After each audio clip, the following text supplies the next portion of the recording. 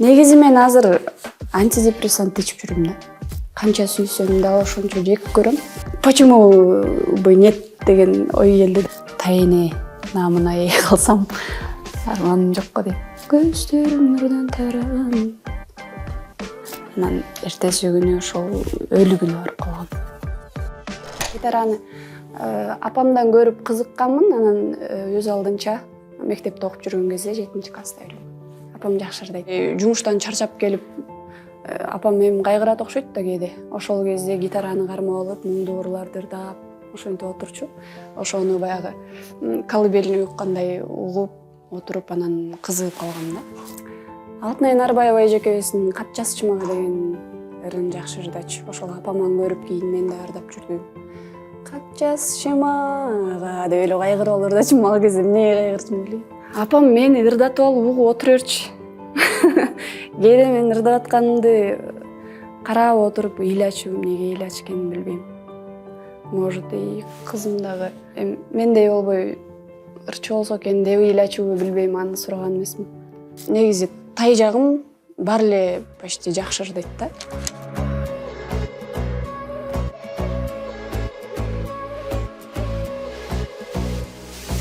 Көзүңө карасам, көл болуп баратам деген обону жок болчу.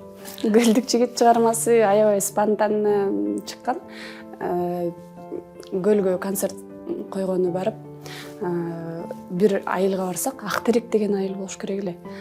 Такыр эл келбей койгон да. Үйгө барып алып, ушуну эмне кылса болот болду экен деп диктофонду ачсам, деп запись кылып койуптурмун да. Көлдүктөн өлдүк деген сөз бар го негизи эле элдечи.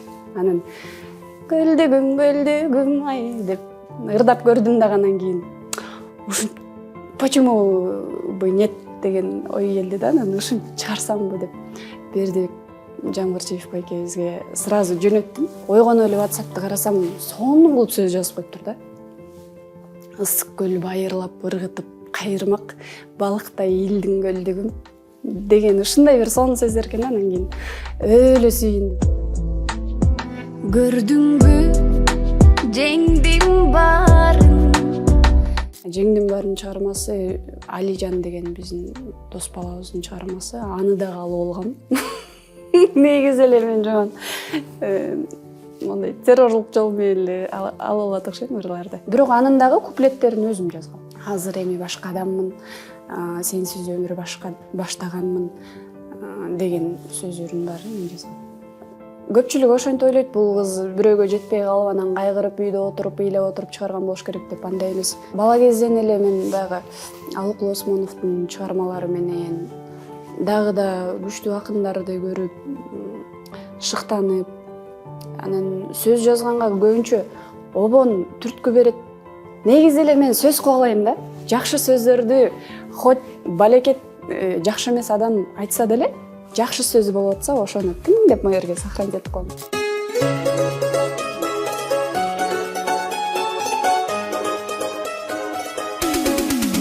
Көздөрүң нурдан тараган.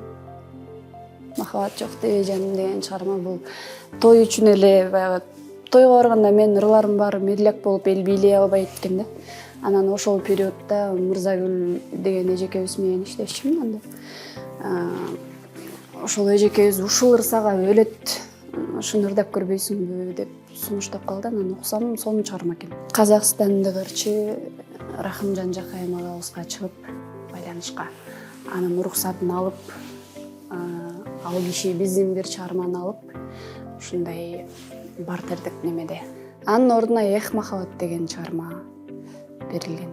Эх махабат, жашка карап келбесиңде адамга. Аткарарым менен мен ырды чыгарып коюп эле Баткенге выступать кеткем. Анан келсем Бишкекте бүт жаңыраттыр да, ар бир үтүктөн чыгыптыр. Жек көрөм чыгармасын жазарда мен жаткан комнатада терезенин ар жагында дарак бар да. Ошол дарак күзүндө сап-сары болуп, аябай сонун болуп саргаят. Анан ошол даракты карап отуруп идея келген. Биринчи, канча сүйсөм да ошончо жек көрөм, ошондуктан айрылууну эп көрөм деген сөздү биринчи таап алгам. таап алып үйдүн ичинде секирип жыыргап, себеби необычный сөз да, эч кайсы ырдан уккан эмесмин мен. Канча сүйсөм дагы ошончо жек көрөм, ошондуктан айрылууну жек көрөм деген сөз. Ал чыгармачылар менен Сүйүн Откеев агабыз чоочун кишиге аябай жакшы жарашчудай экен. Ушул чыгарманы саундтрек кылсак кандай дейсиң деп калды. Анан сонун болот да деп. Мен ыйлагым келет деген чыгарма апам аябай ооруган да.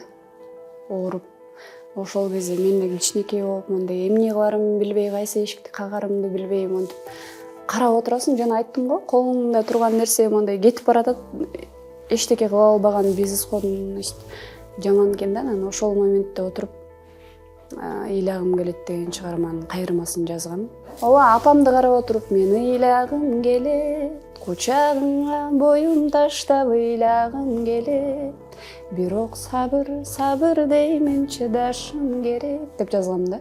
Бирок апама жөлөнүп алып ыйлайын десем, апам өзү ооруп атат да. Анан ошондой кезде баягы апама айта албай өзүм менен өзүм сүйлөшүп жазгам да. Бирок толук жазбай ошол боюнча калып кетип, сүйүү темасына айланып кеткен да. Негизи апамды карап отуруп жазгам. Өкүнгөн күнүм ошол байкеме жолуга албай калгам да, акыркы жолу. 1-2 айдай байкеме барган эмесмин. Андан кийин гастроль менен Россияга кетип калдым. Андан кийин келгенден кийин дагы ошо апам негизи Аким Казоолордон бир күн мурда чакырган да, кел деп. Анан мен бүгүн бир выступлением бар, ошону бүтүрүп тыйынымды алып алып, анан балдары бар да, ийнелерим, анан бир сиңдим бар да, ошо акем балдары. Ошолорго майда чүйдө алып алып, эртең бир отолго барам күндүзү деп барбай койгом да. Анан эртеси күнү ошол өлүгүнө барып калгам. Ошол мен үчүн эң чоң өкүнүчүм да. Ар бир эстеп кеткенде эле ошол нерсеге баягы жүрөгүм тыз деп кетер. Негизи мен азыр антидепрессант ичип жүрүм да.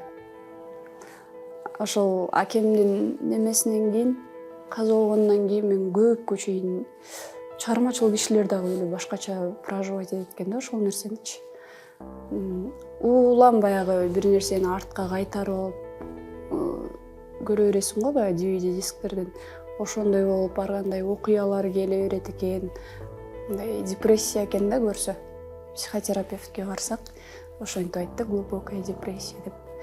Ошол аябай чыгармачыл кишилердин немеси, жана күчтүү жагы дагы, алсыз жагы дагы ошо сезимди алды. Бирок менин жакындарымда аз болот атпайбы? Аз болгон үчүн дагы оор тийип атат деп ойлойм да. Себеби биз кичинекей эле үй бүлөбүз, ошону чоңойтоюн деп аракет кылган сайын азайып баратабыз депчи. Чарчап жүрөсүң, жакшы көргөн ишиңден рахат албайсың. Мен ырдагым келбей баштаган акыркы учурлар. Жакындарың менен сүйлөшкүң келбейт, жалгыздыкка кечке кача бересиң.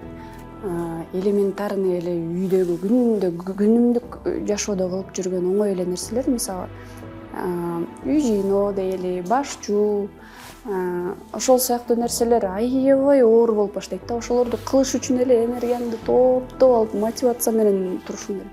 Андан кийин ошо жалгыздыкка кечке тарта берет. Анан бирөөлөр сүйлөсө, чалса, сүйлөшкүң келбейт.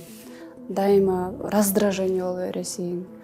Өзүмдү эми тааныйм да, өзүм мурда кандай элем, азыр кандай болуп калдым. Анан кой барбасам болбойт окшойт деп психотерапевтке барып, тест тапшырып, азыр ошол дарылар менен эми өзүмө келип кичине күлүп калганда, анан чыгармачылыкка көңүл буруп, интервьюларга келип ушинтип баштадым.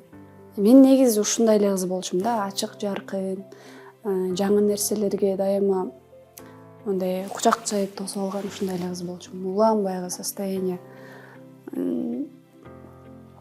жаман болгон сайын монтип жабылып 2 жыл. Себеби ал состояние деген билинбейт экен да, адамдын организми баягы энергияны көбүнчө адреналин менен жүрө берет экен да адамчы. Баягы оор ситуацияга түшкөндө душевный состоянияңа көңүл деле урбайсың да. Мону жасаш керек деп туруп эле жасап жүрө бересиң. Ошол груз мененчи. Анан монтип баары жайына түшкөндө монтип калганда анан билинет экен да душевный состояние. Биздин үйүбүздө тем более эркек бала жок да, эки эле бир тууганбыз, эки кызбыз. Анан ошол мага күйөө эле эмес, апама бала боло турган, балдарыбызга татыктуу ата боло турган адам. Көбүнчө эркек киши жасаган иш аракеттери менен бааланат го. Ошонусуна карайм. Анан апамдын эң эле чоң кыялы сен балдарымды багып калсам дей берет, буюрса ошол тайэне наамына ээ калсам арманым жокко дейм. Акыркы учурлары көп сезип калмай болдум. Апамды карап отурганда кызым жибет көрүп берчи, көзүм көрбөйт дегенден анан тетердим эмне деп жазылып турат деп монтип калганда бутунун сөөктөрү өлү ооруп баштады дегенде ушундай жүрөгүм эзилип кетет аябай.